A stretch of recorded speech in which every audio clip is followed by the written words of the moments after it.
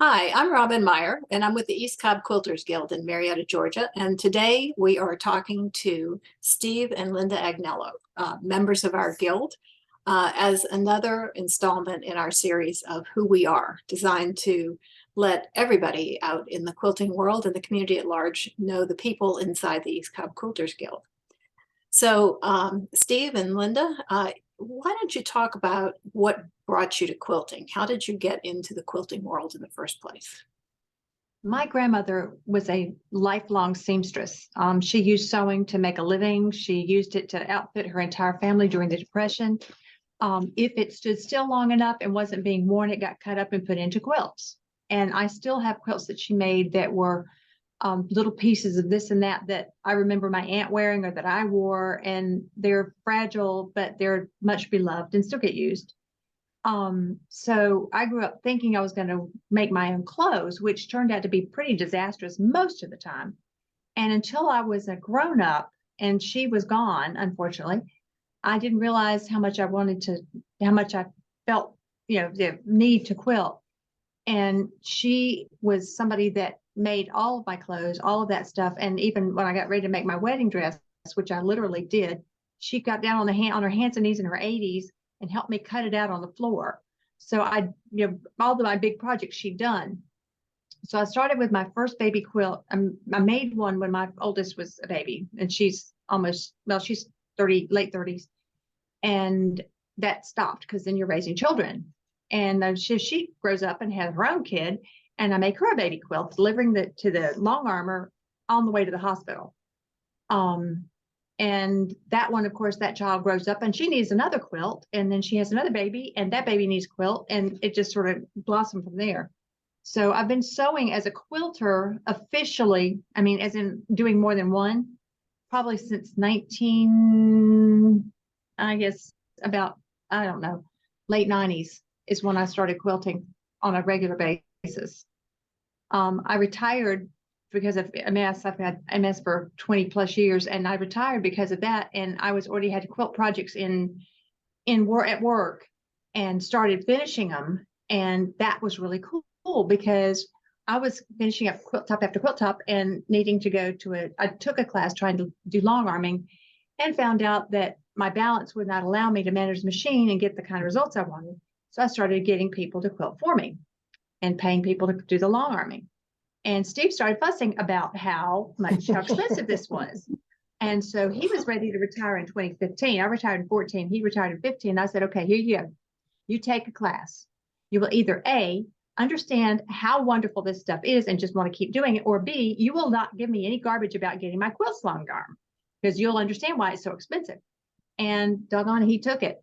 That's sort of where my entry is into quilting, is doing the long arm from I guess you'd call it being cheap, but also interesting in the process and finishing it, because it also meant that we made the quilts for the grandkids, and there was something about me doing the quilting and finishing on long arm and Linda doing the piecing.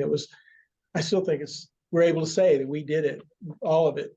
That's sort of been nice. So that's sort of where I entered in slightly, doing mostly the finished quilting for a while. Yeah.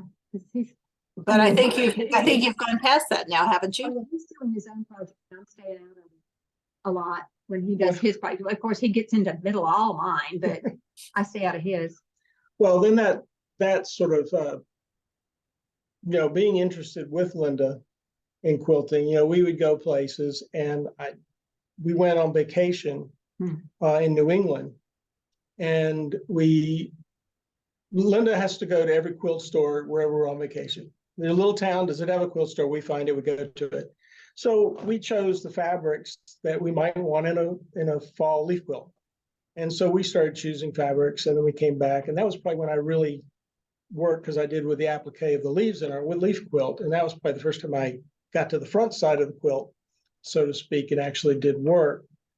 And then, and Linda could talk more about what she's going forward, but I started collecting fabric when we go to the fabric stores. I wasn't one of the husbands that sat out front or in the chairs. I'm over there looking, because we went to Paducah, and we went to the National Quilt Museum. And that particular year, it's Pat Durbin's display was there with her landscapes, and I was just in awe that you could do that with fabric. And at that point, I'm like, okay, I think More this fabric, is more where fabric. I can go. This is sort of where I see myself going. So I collected a lot of fabric. I never cut a piece of it, probably until technically last year, to do something really different. Cool, cool. So what kind of quilts do you usually make, Steve? I mean, landscapes, but don't I remember a heron? Well, yes, but that was partially because the landscape in the back fed the heron. But I also, and believe, actually Kathy McNeil's class that we took through the Guild was when I cut my first piece of fabric from my landscape. I said, okay, you have to cut it in order to do anything. And I think that sort of broke the ice for me. Cut that. All we did in the class, you have time to sort of look at the wing, and then you're sort of on your own. And then I sort of morphed it, and then looking at some of my fabrics, I could see where that fabric for the background, for the mountains, for the water, it just, sort of comes together when you've got the right fabrics to do it with. That's why I got to collect them all, but you got to cut them. So that, and I did a small project with the kids at the beach one year, made beach landscapes. They got to pick what animal out of fabric, and I would cut it, and they'd put it all together. Yeah, I he sewed did a it. fusible landscape with them. And it was fun. Cool. Really, Cool. landscape is really where I want to go. Before I retired, I thought about getting into. I admired stained glass, Mhm. and I thought, I could do stained glass in my retirement. That'd be cool. And all the equipment you would need for stained glass. And I'm like, why don't you do stained glass when really quilting and what we're doing is very similar, and the Yes. product is already here, and the machines are already here. You don't So get cut as often. Right. That too. That too. It's not quite nearly as much. and then this year I did the one Laura Honey, the peppermint with the deer over landscape, and it was a lot of just. I'm ready to just start doing something from photographs, because I love taking photographs of landscapes. It's what I do on vacation when we're gone, and so that's sort of where my eye is to do that and take that eye when I'm out taking pictures and somehow learn to transfer that over to fabric. Cool. Way cool. Linda, what's your sweet spot? What sort of quilts do you like to make? I love the piece. My favorite kind of quilt is whatever's new and fun. I'm slowly getting around to all the quilts that got left behind for about the last 2 years. Right now we're working on a quilt for grandson number 4, who doesn't have a quilt for his big boy bed, and he just graduated into it yesterday. So that's been, doing quilts for my family has been pretty much where most of mine have gone. I just enjoy friends and Friends who things like that. retired as Retired presents. friends, it has to be really close friends. Somebody that really needs one, because I don't give my quilts away to just anybody, and I don't volunteer to make quilts. It's like, I don't like the pressure. I just like finding something that looks like fun. I enjoy doing some of the bounty hunter stuff. I enjoy just things that look funny and a little bit on the quirky side. I'm hoping to one of these days finally get around to doing a lot more abstract improvisational stuff. And I do some of that now in almost every project. I think there's no way to do a project that isn't improvisational at some level. I think the same thing. I mean, I rarely see a pattern that I don't get self-righteous in the middle and think, oh, I can do this better. Very true. Yeah. I So like my idea better. you guys are always busy posting.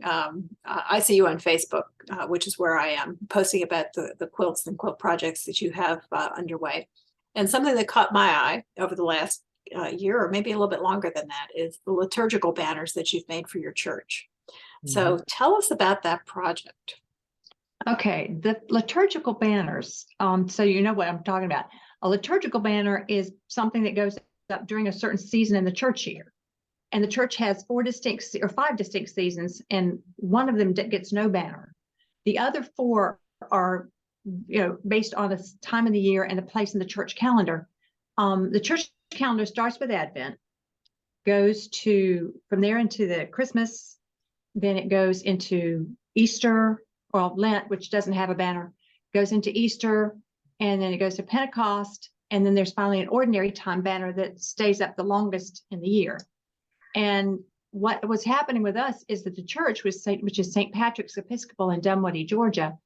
The banners that we had were small in proportion to this nave with this massive what they call it, the walking Jesus statue. It's a big flying Jesus, where he projects out from the wall, and the stained glass behind it is has diagonals going away from it. At least 20 foot tall. And it's a 20-foot wall, rock wall, large, and it's large. It makes the nave feel a little bit dark, but it's beautiful rock work. It's beautiful stained glass. So what I did is I said, well, I'll take on the one that stays up the longest. That'll give me the most lead time. Well, I didn't really plan to do a bunch. I planned to do like the same size we always had, which was about maybe 5 by 8. Not 5 by 8 big. Well, I never did big. No, it's probably maybe 3 by 5. The original, and it was on one side because the stained glass in the middle is the center, and then you have 2 stone walls on either side, parallel walls, and those needed much more height for it to look correct. One other thing is, I'll let you go on, but one other thing about the liturgical banners is, as Linda will tell you, the liturgical seasons have liturgical colors. Yeah. So we had to match those. So like green is primary for ordinary time. Blues are for Advent. Obviously reds, oranges are for Pentecost. And then white for Christmas and Easter. White for Christmas, Easter, weddings, funerals. That was sort of the scope of the colors and how then when they could be used. And the white banners that go for Christmas, Easter, weddings, funerals, we use the same one for both seasons, or for all 4 of those things. So the old banners were 3 by 5, but what size were your banners? That was on one side. Yeah, there was only one. So we did banners for either side. They were 8 feet by 96 inches long, so 8 feet long by approximately 45 inches wide. And they were created in strips. Rather than have one big flat piece of fabric, I had we did 3 strips that were 36, 40, 10 feet, 10 inches, 5 inches, 10 inches, 5 inches, 10 inches. Based on the work of Pamela Hardiman, she had a thing. Well, the whole thing started because I had not found anything online I wanted to do. I was like, just get me out of this project. I don't really want to go there. And I talked to the priest, Father Dick Game, and said, I really don't see something I want to spend the time. And it's going to be a very time intensive thing. And he said, well, let's look online. Well, 30 minutes later, we hadn't found anything. I was like, yay, I'm out of this project. I'm done. And he said, well, look at this one. And he found one that found a installation that was done in Ankeny, Iowa, which is where my daughter used to live, that I had never seen. The Pamela Hardiman had made this thing with silk and ribbons, and it was absolutely stunning. And it was like she had done a double on either side of the main part of the church. So she was like in the altar area, had 2 of them. And I said, well, I can do one of those. And so I proceed out, and get myself into this project. And okay, so I'm in it now. I get out and we bought the fabric for one, because I figured out by playing with fabric and doing really improvisational stuff to figure out how I wanted to do it, that I was going to use quilting cotton because I can't afford silk and the church couldn't afford to pay for that. So I went and found all kinds of batiks and just lots of stuff, and started making wavy lines for seams rather than straight lines like Pamela Hardiman had, and got this really sort of a flowing thing going between the 3 big panels. The 2 inner panels that Pamela had done were pretty much solid accents, but they were accent colors, and we couldn't figure out what to do with those. And Steve came up with the idea. Yeah, the stained glass window tends to ray out this direction, radiating down on both sides. So we want to sort of catch that angle in the middle pieces. We want to do all the pieces. Well, yeah, all the pieces actually try to maintain that radiating symmetry from this side coming down, but we we ended up doing for the small panel pieces for the ordinary time banners is try to actually replicate the stained glass. So I went to the stained glass, we found fabrics that were as close, and created these strips that looked like stained glass. We used the piping, the fusible 2-inch fusible black leading, so it bias looked like piping. leading. And it really was good, but we liked the fact that it wasn't one solid piece of fabric done, Right. but it was separate pieces, which allowed the rock to show through. So we were working with the naturalness of the building itself and the interior, and yet and really working with the rock, working with the architecture. And we did all that from pictures in this room that we're sitting in on an 8-foot banner. All these banners we made, we did in here sort of on scale and on faith that when we went back into the church and hung them, they'd work.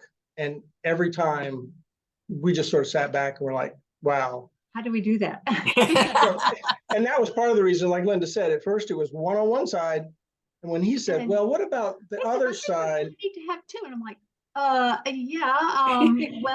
But yeah, double work. And can I find the fabric on both sides? You know, can I find what I already bought for one side for the other side? So we went tearing off to fabric stores all over the place to find matching fabric. So we had enough for 2 banners instead of just one. But we looked at it and it was important for the symmetry. It just, we would not have done it differently.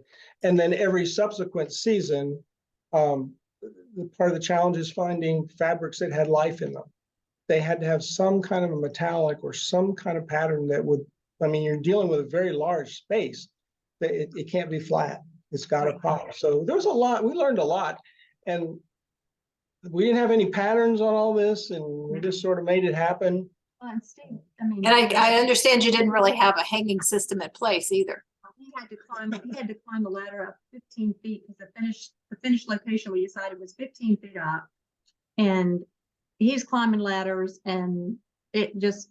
So we had to come up with a and tool had that to we drill could with actually, rock. we actually had to come up with a tool that would go in between where the different panels were, that would actually go up and then hook on the So he had to other. build. So I had to build the that. tool. Yeah. So, but we did that. We did the white, which was mostly fusible. It was mostly almost all fused. Well, it was all fused. Yeah, and then gold, white golds. It really worked out well. Then the Pentecost, I was not really wanting to do because it's only one day. Technically, in the church, your Pentecost is for one day. That's a lot of work for one day. For one day. But at that point, we were happy to hear that in the back of the church, there's very large paneling walls that had really nothing on them. And so what Father Diggett decided is he was okay with having them up and displayed and just rotate them off when it was time. I felt better about that because at least the Pentecost was seen and not in a drawer somewhere. Right. We were worried about, leaving them in a drawer, they'd be folded, and the folds wouldn't come out after they've been folded too long, and the weight of the first one on top of the second on top of the third. But it was some fun challenges and some things. The Pentecost, we have a large dove, and the dove actually, the way we designed it actually crosses 2 of the panels. And so I had to find a way for it to be stable and part of those 2 panels. And in some ways, I don't know, it worked. He figured out a way to do a Punto technique that supported it between the 2 panels. So they're about maybe 3 or 4 inches apart, because we widened those. Instead of being 10 inches, they were more like 12 inches.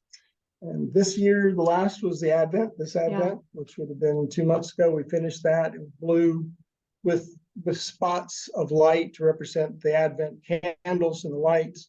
In the wreath, And the blues in that and the blues in the stained glass, again, it wasn't an accident, it was intentional, but until you hung it, you didn't realize how much it worked. And it's made a big difference to the people. Everybody has said how much they liked it. Halfway through, we weren't so sure that we were happy we started it. Because overall, it took 15 months from the first agreement to do it until the last one was finished. We finished, I think, about May. We finished May this year, and they're hanging in St. Patrick's Episcopal Church. And if you're at church, you can go in and see the ones that are up for the season, and then if you turn around before you leave, and you can see all the 3 in the back that are not, they're waiting their turn. Wow. So You now want- that you're done, are you glad you did it?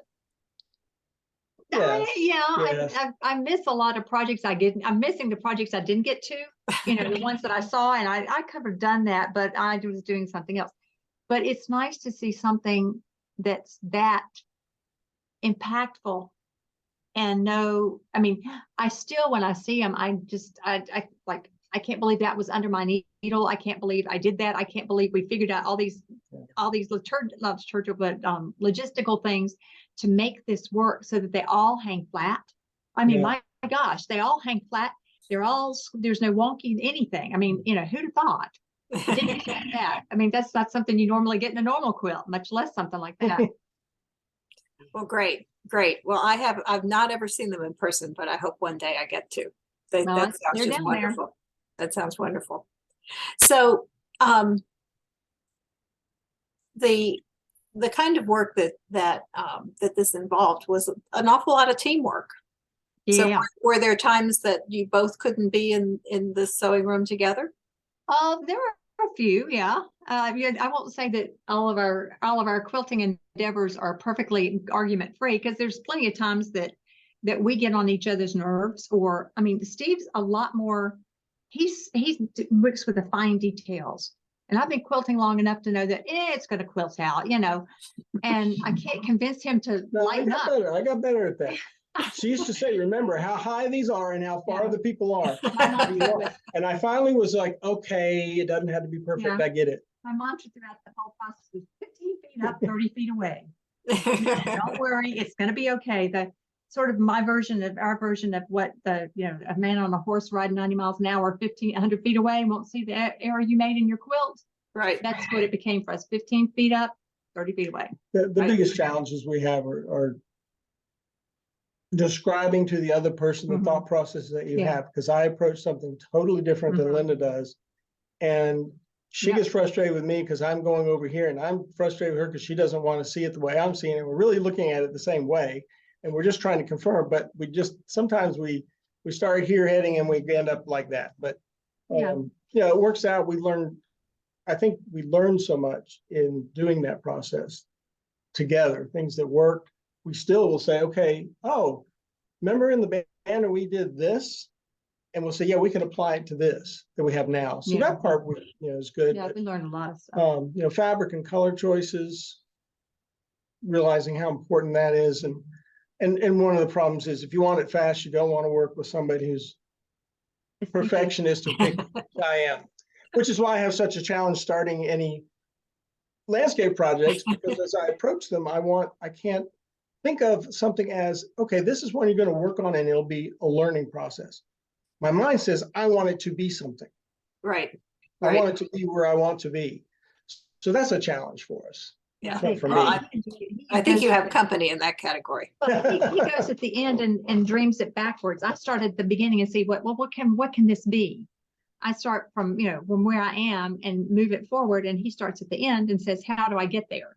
So that's part of the friction. Well, back to the liturgical age just briefly, one of the things that I even surprised myself at how well I was able to do it is when we designed the Pentecost banners, which basically with the dove in place, and then there's flame that comes up, and then we brought in the top part of it, there's radiating gold light. Well, I drew it many different ways on 8.5 by 11. Finally got the shape of the flame, everything I wanted exactly. I said, that's it. We were happy. We were like, this is it. Now we have an 8.5 by 11 picture of what we want. It needs to become 5 different strips, 8 feet long. So I don't remember how I did it at this point, but I scaled it up on paper. Copy or staples, I think. No, I drew it somehow on the paper. We had the dot matrix continuous type paper. Yeah. And I hung that 8 that's foot and whatever, cut it the width of the strips, and then began to measure and say, well, if this is 1 inch, then it'll be X inches, and somehow transferred it up. But that was this is great, but it ain't on the wall yet. Right. Right. Well, the reason that I know you two and that you know me is through the East Cobb Quilters Guild. So when did you all join? How did you find the guild in the first place? Okay, I was a brand new quilter, freshly retired, and I went to the 2015 show. Ah, And this was the one in the church in Kennesaw, which is the one that is the legendary one where your venue changed at the last minute and you had to make do with a whole lot less than what you were accustomed to. So I joined then because I was blown away by what I'd seen. It was just absolutely stunning. And being a baby quilter, I just couldn't get enough and said, I'm going to join the guild. And I did. So I joined 2015. I've been part of the guild ever since. I've done multiple jobs in the leadership. One of my favorite things to do is volunteer coordination for the show. I did the 2017 show and the 2019 show. No, I've worked in 2017. I just volunteered. I became coordinator for volunteers in 2019 and 2021 and had a ball. I love knowing all the people's names, whether I know them by face or not, it's another story, but their names live in my spreadsheets and all that, which makes it easier when you meet the person. It's like, oh, so this is what so-and-so looks like. And it's very handy to know a lot of people when you're sewing and you know who to talk to about which problem. Steve got brought in. I brought him in last year. He volunteered in 19 to help with the set up and takedown. And last year last show I talked him into cheering set up and takedown, which he did so well that he has developed quite a following among sweet little ladies that love to have their quilts hung. And we had to establish the Steve Agnello fan club, of which I preside. I am the president. So if you need your quilt hung, you have to know me first, because I think that all of his time would be taken by all the projects the guild has and all the many ways we found to hang a quilt somewhere. I got involved obviously with that, and then last year helped hang the library quilts, which had pretty much already been known how to do, but we did that. But it's interesting how it gets around, because obviously we have people at SIFA, and Southeastern Fiber Arts Fiber Arts Association, and they were hanging a show, and through contacts through our guild, the members there, they said, well, you might want to ask this guy. He can look at it with you. And I did, and it was very odd though to be for quote hire, because that's not what I do. It was very uncomfortable coming up with a price, but that's sort of the entry I have been, and it wasn't because I was actually physically quilting much until this year. So he was finally around it long enough that he had to get involved, had to get fabric under his fingers now. So if we aren't hanging banners, making banners and hanging other people's quilts, we might get some things done. Well, I think you are going to get some things done. As a little birdie told me that you're chairing the our Georgia Celebrates Quilts show next year. Is that true? Yeah. That's the game. We're still hoping. We're hoping to get a date, and as soon as we have it, I promise it will be on the webpage as fast as we know it. We're waiting for the Civic Center to make choices and give us a date, and we've got one. Hopefully, we're planning for June of 2024. When we were approached and asked to do that, it's such a good show that, I mean, it doesn't matter what you know about quilting.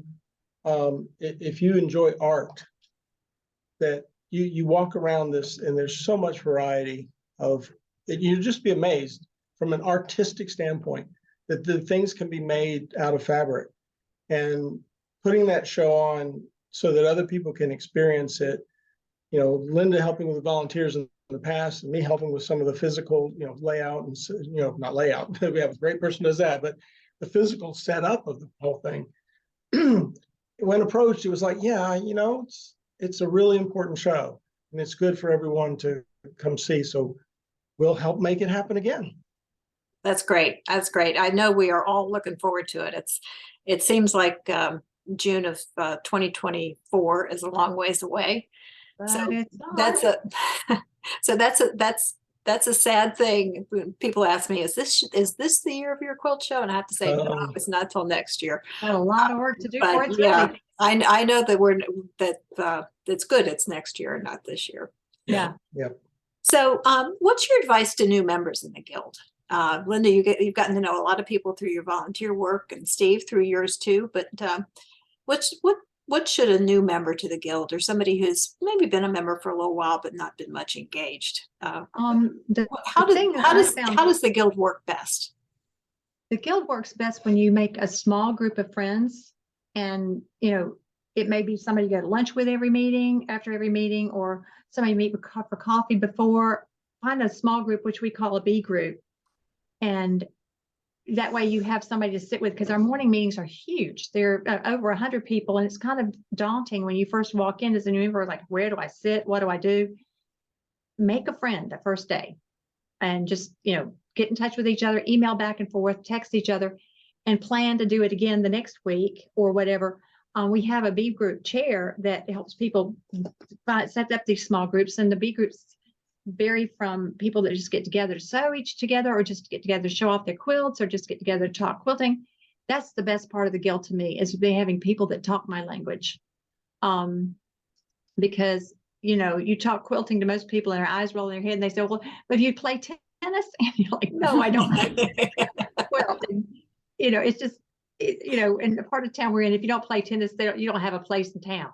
So with quilters, you get a home. Quilters are really neat people. And I think you've probably had the same experience I have, that once you start getting known for quilting, you find quilters in your own backyard too. Mm-hmm. Oh yeah, people will send you stuff when they see that you quilt or know that you quilt. They'll send you every link in the book. Oh, look at this! Look at this! Look at this! Right. I'm like, thank you. And while Linda was talking about the small group, I was trying to think of the larger meetings that we have. And being that I'm really a new member for all practical purposes, and new at quilting, one of the things when we have our show and tells at the big meetings, if you are new and you aren't sure the direction you want to go, you aren't really sure what pulls you what direction, you will see in that show and tell every different way to go. Mm-hmm. And don't be afraid to take the opportunity then to make a note of who that person was that did that quilt that I liked. That's a style I like. That's a method I want to find out more. Then just go talk to that person. Find them, talk to them. It may take a couple meetings, 2, 3, 4, before you feel comfortable, but nobody it's not a problem. So yeah. I would say the best thing, especially in the large, if you're new and it's a large part of the Guild, is find someone that's doing something that draws you to it and talk to them about it. And then they're going to tell you about somebody else that did something similar. So that person over here, that person does that. And he does landscapes, and this person does more modern type stuff. Talk to them. And that's how you'll be connected to some way to help you move forward and not be like me too long, stuck afraid to cut the fabric that you have and start your first project. Well, another thing I'd say too is to volunteer. We need volunteers all over the place, especially in the quilt show years, because it takes us around 600 some odd people to put on a quilt show like it did in 2022. That for me broke everything open. I mean, I knew a few people, and I volunteered for the 2017 show, and I did 3 shifts, and all of a sudden I knew people when I recognized their faces, they recognized mine. And we have things during the normal year, not as many while we're having a year between like we do now, but be aware that when there's a chance to volunteer, jump in, say I can help. And we'd love to take you on and show you around, and you always meet people, other quilters, because there's somebody else working beside you. Right. I think that's a good point, because their jobs big and small. They're big jobs like carrying the quilt show, and there's small jobs like holding up quilts, helping hold up quilts, show and tell. It doesn't, it's not a lifetime commitment to say, yes, I can help you. Yeah. That's true. Yeah. Okay. Unless you hang quilts, then. Yeah, you're in it for life. You're a lifer then. Well, this has been a great time. I really appreciate you sharing your experiences with us, and we definitely will get some photographs from you too, so that the folks who watch this video can see the banners that we've been talking about. And just want to thank you one more time for spending some time with us today. And thank you. I hope you get to enjoy this pretty sunshine that we're having finally. Well, this has been quite the honor. Thank you so much. Thank you. You're very welcome. See you soon. All righty. Bye.